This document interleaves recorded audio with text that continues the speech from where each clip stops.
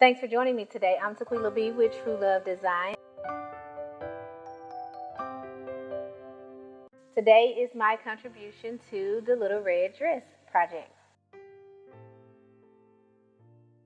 The Little Red Dress project is headed by Talisha of Creativity by T and Renata of the Twilight Stitcher. The pattern that I use is McCall's M8138. This pattern was only 4 pattern pieces, and yes, it is this dress that I have on. Now, this pattern was easy to sew. Mind you, I did not follow any of the instructions at all. I just used the required pattern pieces for the dress that I made, which was View B.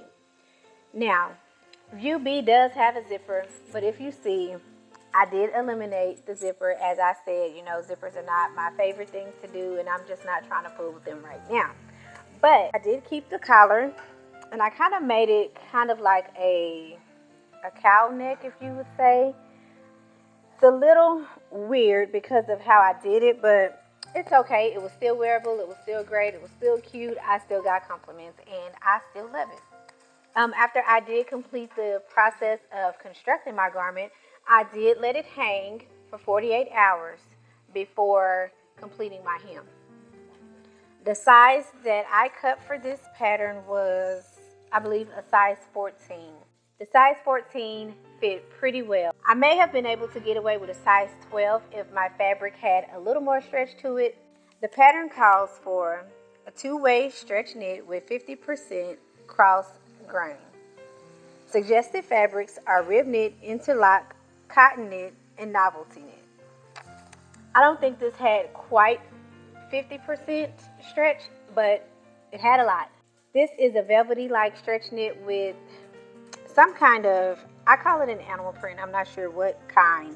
It's just print on it. I don't know. This fabric was purchased from Walmart in a fabric bundle, so I can't give you the exact contents of the fabric. Now, when I started constructing my dress, I did start by stay stitching the neckline, but when I realized I was not going to do the zipper, I went back and I took those stitches out. Because of the collar that I was going to put on it, I knew that the neck area of my dress would need to be able to stretch. So I did remove the stay stitching around the neck area. Other than that, this pattern was easy to sew.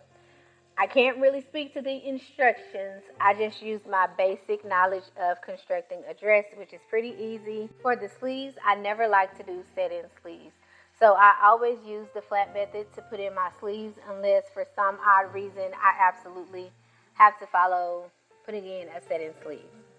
Other than that, you can see how long my sleeves are. They do come down pretty far, so I could have shortened them a little bit, but it's okay. I think this pattern is good for anyone to sew and put together.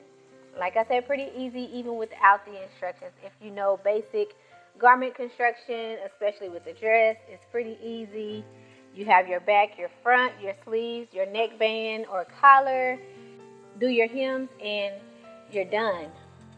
I did find a tutorial on YouTube by Anita by Design, and this was after I constructed my dress. So after I saw the way she put in her zipper and all of that, I felt like I could try my hand at a zipper. So I am going to make another one of these dresses, and the next one will have a zipper, because that is exactly what drew me to this pattern in the first place. And I really wanted to put in a zipper, but when it came down to it, I was just intimidated, and I was like, no, I'm not doing a zipper.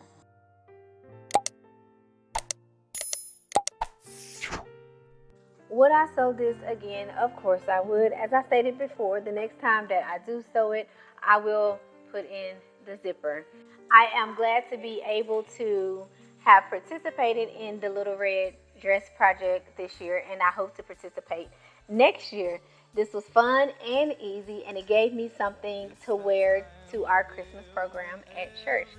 This was a fun and easy project, and if you get the chance next year, I hope you decide to participate. Until next time, see it, make it, slay it. By the candlelight, I see your eyes are talking to me, and you'll always Valentine.